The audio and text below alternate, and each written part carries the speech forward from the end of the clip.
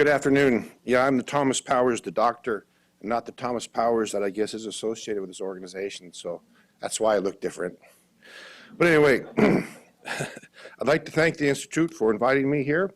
I'd like to thank the steering committee and the organizing committee as well. I'm not usually a presenter, so I'm a little out of my comfort zone, but we're excited to share this, what we're doing with you.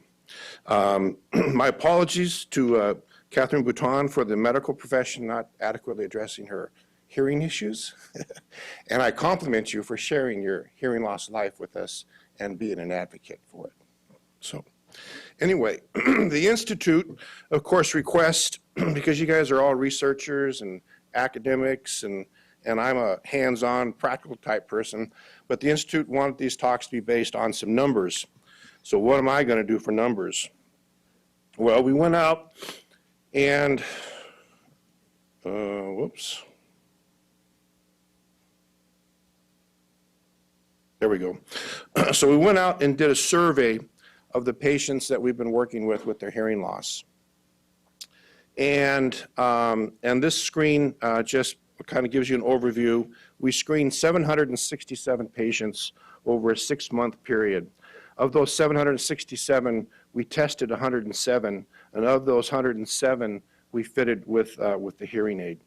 79% of those patients were new to hearing aids, and 86% reported that they would have not have purchased or would have delayed getting those hearing aids due to the cost of hearing aids. So that's a big, that's been discussed today, and certainly the cost is a big issue for these patients.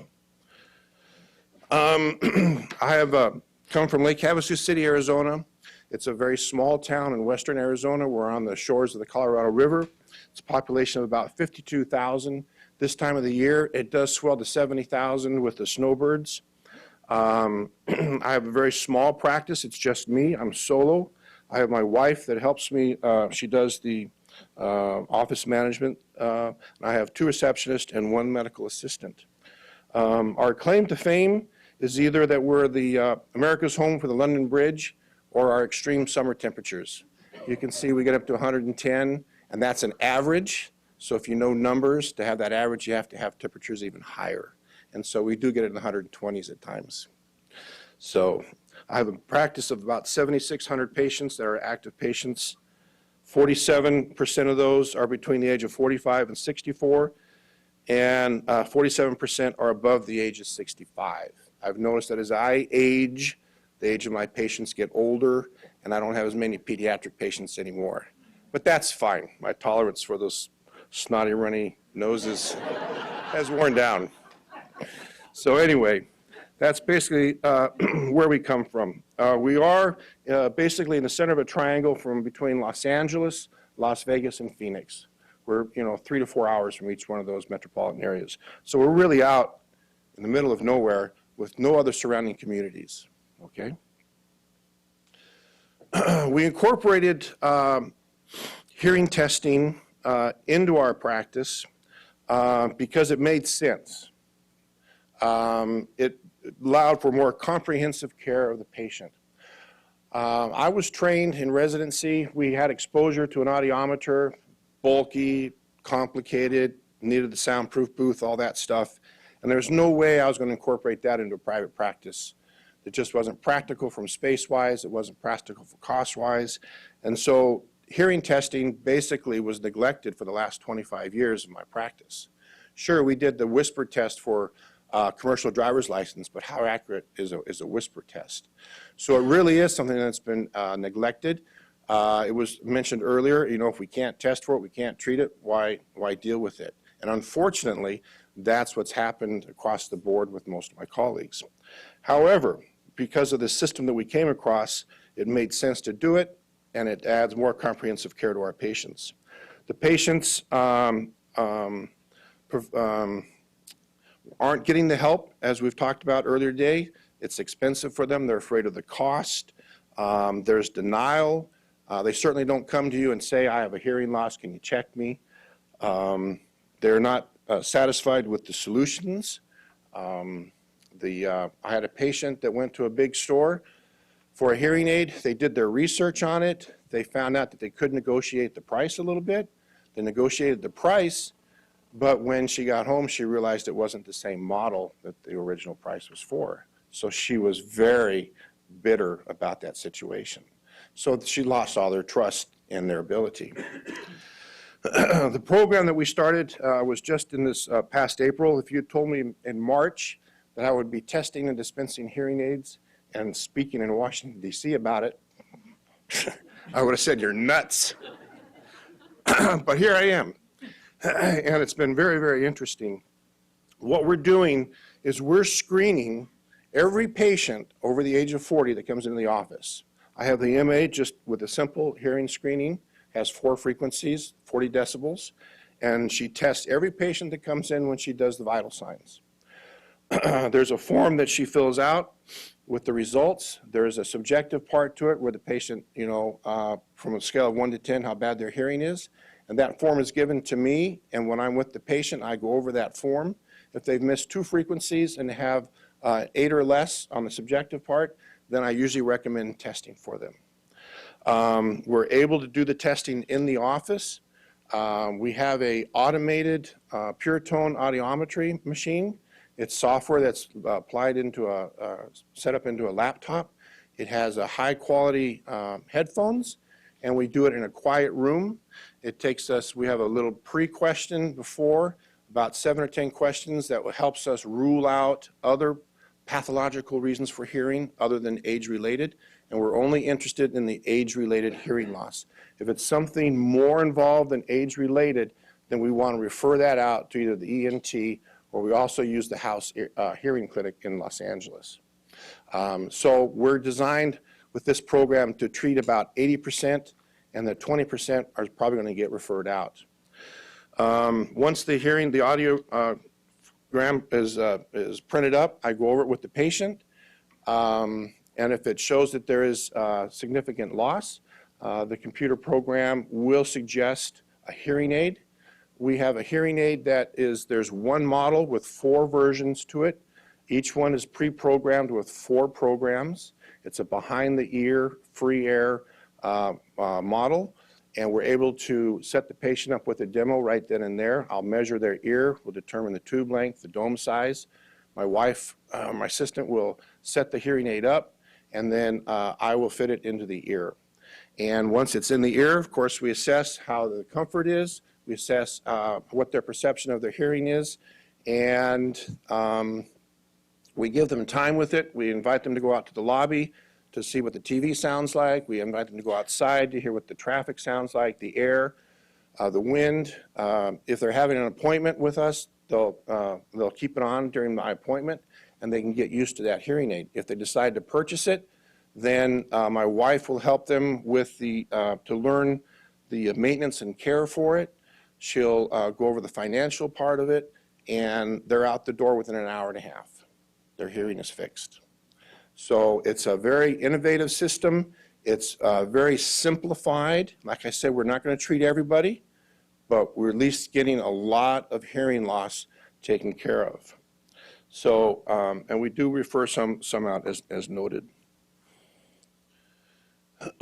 These hearing screenings, by far and large, were not expected by the patient, okay? We're certainly not going to ask them, can we test your hearing? Because there are patients who would say no. They don't want to know if they have a hearing loss. They're denying it, whatever. So we just do it as part of the vital exams. 89% did not expect to have their hearing checked while in their primary care physician office, the ones that we surveyed. So that's a huge number. 20% had their hearing checked within the last 2 years. So, you talked about this preventative task force that couldn't come up with a decision on whether hearing screening should be done. Well, for us guys that are in the trenches doing the day-to-day work, we look at that and say, are you nuts? Why would you not test for hearing? It's simple, it only takes a second, and what's the big deal? So those kinds of studies to us are kind of disturbing. It's like the one that came out a few months ago too about vitamins. They said they couldn't come out with any clear, concise statement on vitamins. Well, have you ever seen anybody with low vitamin C? It's a disease called scurvy. It's terrible. What about low vitamin B12? pernicious anemia. I had a guy that walked in the office once, I thought he had a stroke. We did CAT scans on him, no bleeds, no stroke. The labs came back, he had a B12 level of less than 10. We loaded him up with B12, 3 days later he was walking clinically perfect. So some of these studies we get very frustrated. It's like, you know, do it. There's no argument, just do it. And so that's what we're trying to do. These hearing screenings were appreciated by the patients as seen by these numbers. This prior to screening, this lower part here is kind of interesting.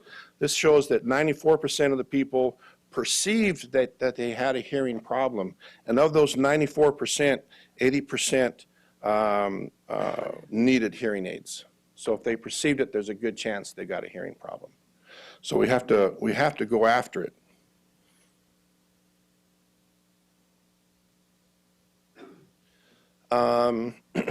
This slide shows that 138 had failed those hearing screens, and we tested 107, and 104 would benefit from the hearing aids. We weren't able to fit all of those for various reasons. Hearing aids, we're showing, you know, can be dispensed by the primary care physician. We had 44% purchase. The other big numbers there is that 24% that couldn't afford it, or the 16% that aren't ready for it. If we can get those people fitted with hearing aids, boy, we're just doing twice as good. But those people, either a lot of denial, especially with the older men without a spouse that's there during the exam. We call it, it's called GOMED. It's the old man's disease, is what, grumpy old man disease. And it doesn't matter how bad they're lost. They could have a 90 decibel loss across all frequencies, and they're adamant that their hearing is fine. So it's huge denial. If the spouse is there, she talks them into it. But boy, if that spouse isn't there, it's just a GOMED, and there's nothing you can do to get that guy to get the hearing aid. Nothing. So it really helps to have that spouse there. But you can see that, you know, we are being somewhat successful in providing hearing aids. We applied the AFAB, the abbreviated profile on hearing aid benefits, and which is apparently an industry-wide standard. And you can see that 79% of our patients were new to hearing aids. 21% have had previous hearing aids. And when I was evaluating the system, I mean, I didn't know if these hearing aids were any good or not, or whether they were just like a $15 Walmart model or something. So I really didn't have any great way of knowing if these were, you know, decent hearing aids. But I've asked some of my patients that had the hearing aids to come in and try these. And they said that they were as good as the ones that they had, and that when they were in the market for a new one, they would come by and probably purchase these hearing aids. 72% of our patients are wearing them from 8 to 16 hours, so I think that's pretty successful, that they are wearing them. They're not throwing them in the sock drawer like a lot of these end up in. We're making sure that they're comfortable, and we're making sure that they're working. My wife helps with any calls that come in. We're even able to do home visits if they're older and can't come to the office. So we will go out to the house and we will help them, refresh them on how to take care of things, or if a battery door broke off or whatever. So they're very, very satisfied, and they're using them. Here's the other part of the AFAB. You can see how we're transforming their lives. We're making conversations with family easier for them. They're going to the movie theaters, understanding speech, going to the grocery stores, hearing much better. So we're really making an improvement in their lifestyle. It's dramatic. It's dramatic. And it doesn't take long for us to do that. The impact on their practice, it doesn't really affect my receptionist other than they take the appointments. The MA is not really involved with it. They get involved just because they're trying to guess who's going to buy and who's not going to buy, or who should buy. So it's kind of a game for them. My wife is really my assistant with it, and between the two of us, we end up doing most of it. It does interrupt my schedule a little bit because I am seeing these hearing aid patients on top of my regular 15-minute a day per patient schedule. So it does back me up once in a while, but we're still kind of working on that scheduling, and it's had a little bit of impact, but not much. The patients are very surprised. They're very grateful, very happy. You can see some of the comments that they've said. I think it's one of the best things that could have happened here in Havasu. There are many people that can't afford them. I think you're better off at your physicians. I think he is more interested in fixing the problem than selling a hearing aid. So patients really, they trust me. I mean, I've been taking care of a lot of them for 25 years, so there's a lot of trust there. And so it's been successful for that reason. It's very rewarding and gratifying. It's life-changing to the patients. You put a hearing aid in them, and they just wake up. It's like Christmas morning. You know, they can hear their cell phones ring. We had one lady walking out hearing this flopping sound, and it was her flip-flops. So it's amazing what happens to them. It's a great service to provide. The technology is great. We've been able to simplify it. It's cost-effective for the doctor, and you can bring it into the office and do it right away. These hearing aids are only $1,500 a pair, so they're substantially less. Most of them are going for between $5,000 to $7,000 at the big stores. So we're opening the door. Some patients still have a hard time affording the cost, but we have the care credit program for them if they qualify for that. And it's still frustrating that there's some that still can't afford the $1,500. And it's very hard to see those people walk out because you know that they would benefit from the use of it. So from a personal standpoint, it's very gratifying. I get a lot of pleasure of seeing people with that happiness. If I treat somebody with high blood pressure, I put them on a medication. It's going to cost them $100 a month. I tell them to eat certain foods they don't like. I tell them to lose weight. You think they're going to thank me for that? They don't understand the importance of it, but I sure don't get a thanks. But you improve someone's hearing, and it is transforming for them and for me. So it's very gratifying. So we need to keep pushing this. You guys are doing great research, and things will advance. We get the cognition assessments in there and things like that, and this has no place to go but up and improvement. We need to get this into family practice residencies. We need to get it into primary care, and I hope that I'm just a stepping block for that. So thank you for your time.